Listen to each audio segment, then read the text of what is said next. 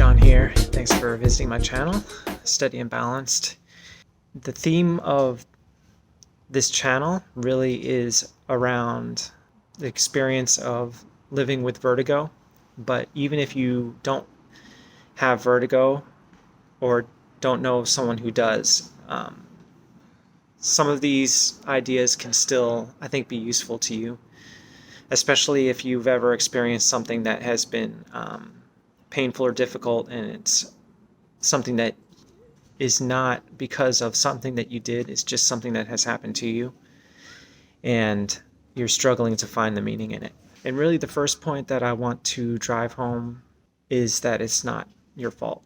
It's not your fault that this is happening to you. You didn't choose this. You didn't make a mistake. And you didn't hurt somebody. And I think I might know what you're thinking right now. You might be thinking, okay, John, like another one of these videos, like, yeah, I get it. And I promise you, I don't want to get weird on you. Like, I'm not going to start like acting out like Good Will Hunting. However, I totally think it's possible that you may have been blaming yourself for this and didn't even realize you were doing it. I think one of the ways that happens is when we sort of internalize the idea that, I'm being punished for something that I must have done. This must be a punishment for something. Or when we say, it's like, this is my responsibility to fix this. Like, I have to fix this. But if you didn't cause it, what makes you think that it's your responsibility to fix it? You may have felt like, I have to make sense of this thing. And you know what? It doesn't make sense. Okay, so I had this idea that I want to share with you guys. And this will apply to whether you have vertigo or something else, maybe something, some kind of physical limitation or discomfort that you have. But I want you to think about this. So if it's not your fault, then it must not be a punishment. But if it's not a punishment, then what is it? What if we kind of did this? So let's kind of flip it around. One of the things that I believe is that there's no experience that is wasted. In other words, if you live long enough, any experience that you have in your life, you can find a use for it down the road at some point if you're willing.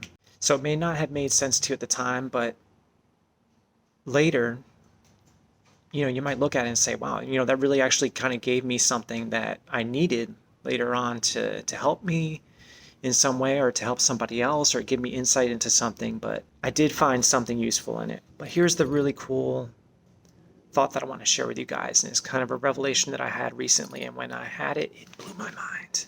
Show me any superhero that didn't have some kind of weakness or fatal flaw built in. I mean, it would be totally boring. Even Superman had kryptonite. Whatever your greatest weakness is, whether that be chronic vertigo or something else, something similar, that weakness is actually tied to your greatest strength. It's actually tied to your superpower. Those things are connected.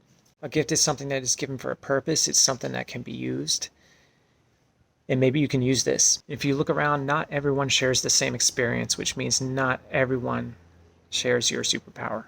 I'll give you a quick personal example. So I write music, I produce, and I really do believe that that's going to play, some kind of role in my future in some way. I just don't understand it totally yet. But my ears are able to maybe hear things in ways that other people don't. And is it really a coincidence that that's also the area that my vertigo comes from? That's just one example. I mean, yours could be totally different. We all can sort of channel our superpower in different ways. I mean, it kind of gives you a sort of an insight into suffering, to be honest, right? So when you see someone who is maybe struggling with something, you on some level can now relate.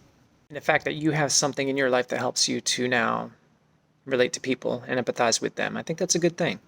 Depending on whatever spiritual tradition you may or may not be from, you may be familiar with a guy named Paul who wrote about what he describes as a thorn in the flesh that God gave him. And that he prayed many times for God to take it away, but God never did.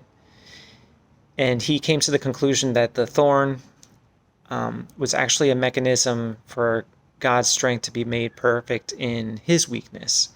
And I've always kind of struggled with that. As long as I'm alive, like, I'm going to try to get healing from this. I'm not trying to like leave this thorn stuck in there. I just want to make that clear. But it does make me wonder if maybe physical weakness is a key that on some level can allow us to unlock something that couldn't be accessed in any other way. You know, another superpower that comes from having vertigo is that you now know that you are resilient because, like, seriously, like, you have survived something. I can always look back at the most difficult experience in my life, and if I was able to survive that, and this that I'm going through right now is not more difficult than that, then what I'm going through right now can't kill me. If you have a history of vertigo or any type of uncomfortable physical limitation, then by default, like, for real, man, like, you have a story. And like, how many people really have a story to tell? I mean, that's pretty cool. But remember, you do have a story, and it may have the potential to possibly change someone's outlook. Just want to let you know it's not your fault. You're not being punished. You do have a superpower, and you do have a story to tell. That's all I got. So let's be steady, be balanced. You know, I love you guys. Thanks for hanging out, and we'll do it again. See you on the other side. Bye.